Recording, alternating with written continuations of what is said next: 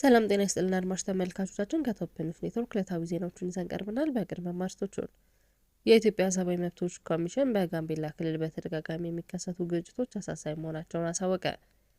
የኃይል ስርቆት ፈጻሚዎች ላይ ከ20 ሺህ እስከ 1 ሚሊዮን ብር የሚደርስ ቅጣት የሚጥል ሕግ መኖሩን ተገለጸ። በሁለት ዓመታት ውስጥ ከ8 በላይ የከባድ መኪና አሽከርካሪዎች በሙቀት ምክንያት ሕይወታቸው ማለፉ ተገለጸ።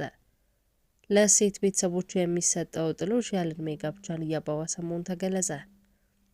አሜሪካ የኮሎምቢያ ተዋጊዎች ለሱዳን ጦርነት መልምለዋል ባለቻቸው ላይ ማዕቀብ ጣለች። ብሔራዊ የሰብአዊ መብት ተሟጋች ተቋም የሆነው የኢትዮጵያ ሰብአዊ መብቶች ኮሚሽን በጋምቤላ ክልል በተደጋጋሚ የሚከሰቱ ግጭቶች አሳሳቢ መሆናቸውን በተለያየ ጊዜ በሚያወጣው መግለጫዎችና ሪፖርቶች ሲገልጽ ቆይቷል። የኮሚሽኑ ስራ ኃላፊዎች ከ3 ሳምንት በፊት የክልሉን የስራ ጉብኝት ባደረጉበት ወቅት ይኸው ጉዳይ ተነስቶ ነበር። የኢሰመኮ ዋና ኮሚሽነር አቶ ብርሃኑ አዴሎ የጋምቤላ ክልል ርዕሰ መስተዳድር ጋር አለሚቱ ኡሙድ እና ከሌሎች የስራ ኃላፊዎች ጋር በነበራቸው ውይይት በክልሉ አልፎ አልፎ ይከሰታሉ ያሏቸው ግጭቶችና ጥቃቶችን ለማስቀረት ጠንካራ ቅድመ መከላከል ስራ እንዲሰራ ጠይቀው ነበር። ኮሚሽኑ ወደ አዲስ አበባ ከተመለሱ 1 ወር ባልሞላ ጊዜ ውስጥ በክልሉ ዳግም በተፈጸመ ጥቃት ሳቢያ በጋምቤላ ክልል ከሰዓት እላፊ ገደብ ተጥሏል። የክልሉ መንግስት መቀመጫ የሆነችው የጋምቤላ ከተማ ከምሽት 1 ሰዓት በኋላ በሚደረግ የተሽከርካሪና የሰው እንቅስቃሴ ላይ ክልከላ የጣለችው ከትላንት በስቲያ ህዳር 30 ነበር። በተነገረው ማረጋገጫ አንድ የጋምቤላ ከተማ ነዋሪ በከተማይቱ ባለው የጸጥታ መደፍረስ ምክንያት እርሳቸው በሚገኙበት አካባቢ ትምህርት ቤቶችና ባንኮች ዝግ መሆናቸው ነው። የመንግስት ሰራተኞች የሆኑት ሌላኛው የጋምቤላ ሰራተኛ በስራ ገበታቸው ላይ እንዳልተገኙና ልጆቻቸው ጭምር ትምህርት ቤት እንዳላኩ ተናግረዋል። በዛሬው ዕለት የተወሰነ የእንቅስቃሴ ቢኖርም በአካባቢው የሚገኝ ባንክ አሁንም ዝግ እንደሆነ ተናግረዋል። የኃይል ስርቆት መፈጸሙ ከተረጋገጠ በኋላ ፈጻሚዎችን በወንጀል ከመጠየቅ በተጨማሪ ከ20 ሺህ እስከ 1 ሚሊዮን ብር የሚደርስ ቅጣት እንዲጣልባቸው የሚያደርግ ሕግ መኖሩን የኢትዮጵያ ኤሌክትሪክ አገልግሎት አስታወቀ። በአገልግሎቱ የህግና ስነ ምግባር ስራ አስፈጻሚ አቶ አበበ ተስፋ እንደተናገሩት በኢነርጂ አዋጅ ላይ በተቀመጠው መሰረት የኃይል ስርቆት ወንጀል መሆኑ በእስራት ያስቀጣል። የኤሌክትሪክ የኃይል እንዲቋረጥና በኃይል ላይ ስርቆት የፈጸመ የኃይል መጠን ስሌት ተጠርቶ እንዲከፈል ይደረጋል ብለዋል። ከዚህ በተጨማሪም ከ20 ሺህ እስከ 1 ሚሊዮን ብር የሚደርስ ቅጣት ስለመኖሩ ተናግረዋል። የህግና ስነ ምግባር ስራ አስፈጻሚ ያክለውም ባለፉት 4 ወራት ውስጥ በኤሌክትሪክ ኃይል ስርቆት ተሰማርተው በተገኙ የተቋሙ ሰራተኞች ላይ እርምጃ መወሰዱን ተናግረዋል።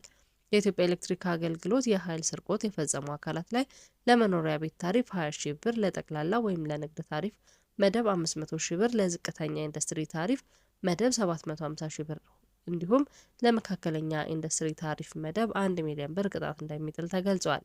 የኤሌክትሪክ ኃይል ስርቆት በተደጋጋሚ መፈጸሙ ለደንበኛው የመጀመሪያ ጊዜ አስተዳደራዊ ቅጣት እንደተጠበቀ ሆኖ የገንዘብ ቅጣቱ 2 እጥፍ እንዲከፍል ይደረጋል ብለዋል። በኢትዮጵያ ባለፉት 2 ዓመታት ውስጥ ብቻ ከ8 በላይ የረጅም ርቀት ተሽከርካሪ አሽከርካሪዎች ከጅቡቲ ወደብ ደረቅና ፈሳሽ ጭነቶችን ለመጫን ወረፋ በመጠባበቅ ላይ ያሉ በከፍተኛ የሙቀት መጠን ምክንያት ሕይወታቸው ማለፉን የኢትዮጵያ ከባድ ተሽከርካሪ አሽከርካሪዎች ማህበር አስታወቀ። የረጅም ርቀት አሽከርካሪዎች ከሚደርስባቸው የሰብአዊ መብት ጥሰት በተጨማሪ ወረፋ በመጠበቅ ላይ ሳሉ በጅቡቲ አካባቢ ከፍተኛ የሙቀት ምክንያት ሕይወታቸውን እንዲያጡ እንዳደረጋቸው ተናግረዋል። የማህበሩ ስራ አስፈጻሚ ፕሬዝዳንት አቶ ዳንኤል ተመቸው በሙቀቱ ምክንያት ሕይወታቸውን የሚያጡ አሽከርካሪዎች አስከሬን ለማንሳት የሚጠየቀውም ገንዘብ ከፍተኛ መሆኑ አንዱ ችግር እንደሆነ ጠቅሰዋል። ለዚህም በተጨማሪ አሽከርካሪዎች እገታ፣ ሞትና ሌሎችም ሰብአዊ መብት ጥሰቶች እንደሚደርስባቸው ተናግረዋል። የሟቾችን አስክሬን ወደ ቤተሰቦቻቸው በማምጣት የሚጠየቀው ገንዘብና ተያያዥ ችግሮችን በመቅረፍ ማህበሩ ስራዎች እንዲሰራ ገልጸዋል። ይህም ሳይሆን ሲቀር ስርዓተ ቀብራቸው በጅቡቲ እንዲፈጸም ጠቁሟል። ፕሬዚዳንቱ አሽከርካሪዎች ህይወት ማጣት መንስኤውን ሲያስረዱ አሽከርካሪዎች የተለያየ ጭነቶችን ለመጫን ወረፋ የሚበዛበት አሰራሮች ሙሉ በሙሉ አለመሻሻሉን፣ አሽከርካሪዎች የቆይታ ጊዜያቸው እንዲራዘም፣ ላላስፈላጊ ወጪ እንዲዳረጉ ከዚያም አለፍ ሲል ህይወታቸውን እንዲያጡ ማድረጉን አብራርተዋል። በአሽከርካሪዎች ላይ የሚስተዋሉ ችግሮችን ለማስቀረት ከነዳጅ አስመጪዎች ጋር በመሆን ማህበሩ የወረፋ አያያዝ ስርዓቱ እንዲሻሻል እየሰራ መሆኑን ጠቁመዋል። በተለያዩ የኢትዮጵያ አካባቢዎች ሴት ልጅ ስትዳር ለቤተሰቦቿ ብዛት ያላቸው የቁም እንስሳት፣ የተለያዩ ንብረቶችና ሀብቶችን በጥሎሽ መልክ የሚቀርብ በመሆኑ ጥሎሹን ለማግኘት የሚደረግ አካሄድ ያለ ዕድሜ ጋብቻ እያባባሰ መሆኑን የሴቶችና ማህበራዊ ጉዳይ ሚኒስቴር አስታውቋል። ከድሮ ጀምሮ ሴት ልጆች ገና እድሜያቸው ለአቅመ ሔዋን ሳይደርስና ፈቃደኛ ሳይሆኑ በቤተሰቦቻቸው አዘጋጅነት አስቀድመው ለጋብቻ የሚያመቻቹበት አግባብ መኖሩን ያነሳው በሚኒስቴር መስሪያ ቤቱ የሴቶች መብት ጥበቃ ምላሽ መሪ ስራ አስፈጻሚ አቶ ዘካሪያስ ደሳለኝ ናቸው። ይህም ቁጥር ደረጃው ሲገለጽ ወደ 42 በመቶ የሚሆኑ ሴቶች ያለ እድሜያቸው ይዳሩ እንደነበረም አስረድተዋል። አሁን ላይ ግን በተለያየም ያለ እድሜ ጋብቻ ከትምህርት ስርዓቱ ውስጥ ከገባ በኋላ ጎጂ ልማዳዊ ድርጊቶች አስወጋጅ ተብሎ በየአካባቢው የተቋቋመው አካል በመኖሩ እንዲሁም በወንጀልም የሚያስጠይቅ በመሆኑ መሻሻል እያሳየ እንደሚገኝ ተናግረዋል።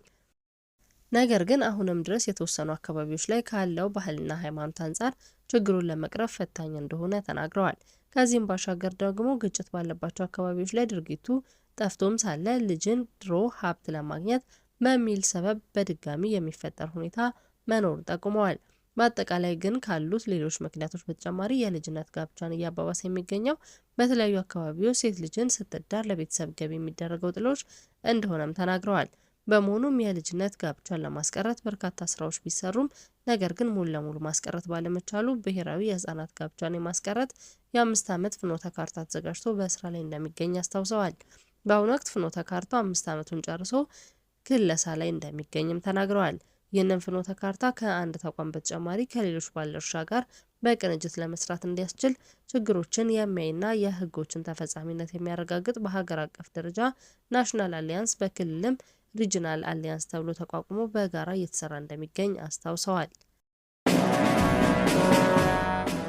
አሜሪካ በሱዳን የእርስ በርስ ጦርነት እንዲሳተፉ የቀድሞ የኮሎምቢያ ተዋጊዎችን መልምሏል ያለችውን ኔትወርክ ላይ ማዕቀብ ጣለች። የውጭ ሀብትን የሚቆጣጠር የአሜሪካ ግምጃ ቤት እንዳስታወቀው በዋናነት የኮሎምቢያ ዜጎች የሆኑ 8 ተቋማትና ግለሰቦች ከሱዳን ጦር ጋር እየተፋለመ ላለው የሱዳን ፈጥኖ ደራሽ ኃይል ድጋፍ ሲያደርጉ ቆይተዋል። በመቶዎች የሚቆጠሩ የኮሎምቢያ ተዋጊዎችን አርኤስኤፍን በውትድርና ለማገልገልና ለድሮን አብራሪነት ከአውሮፓውያኑ 2024 ጀምሮ ወደ ሱዳን መጓዛቸውን ቢሮ በመግለጫው አስታውሷል። ባለፉት ዓመት የኮሎምቢያው ፕሬዝዳንት ጉስታቮ ፔትሮ ለገንዘብ ሲሉ በውጭ ሀገር የወጣቶችን ደም የሚያፈሱ በወንጀል ሊቀጡ ይገባል ብለዋል። በውጭ ሀገር ግጭቶችን የቀድሞዎቹ ሆኖ አዲስ ተመልማይ ወታደሮች ተሳትፎ አሜሪካ ከ10 ዓመት በፊት በአፍጋኒስታንና ኢራቅ ወዳደረገችው ጦርነት የሚመልስ ነው። በትምህርት ዘርፍ ላይ ተሰማርተው የሚገኙና ጡረታ የወጡ የጦር መኮንኖች በእነዚህ ጦርነት ተሳትፈው የነበሩ በርካታ ቁጥር ያላቸው የኮሎምቢያ ወታደሮች ከ2 አስርተ ዓመታት በኋላ ያለበቂ የገንዘብ ምንጭ ጡረታ መውጣት ጀምረዋል ሲል ቢቢሲ ሙንዶ ተናግረዋል። አድማጭ ተመልካቾቻችን ከቶፕ ኒውስ ኔትወርክ ለዕለቱ ያዝናቸው ዜናዎች እነዚህ ነበሩ። መልካም ቆይታ።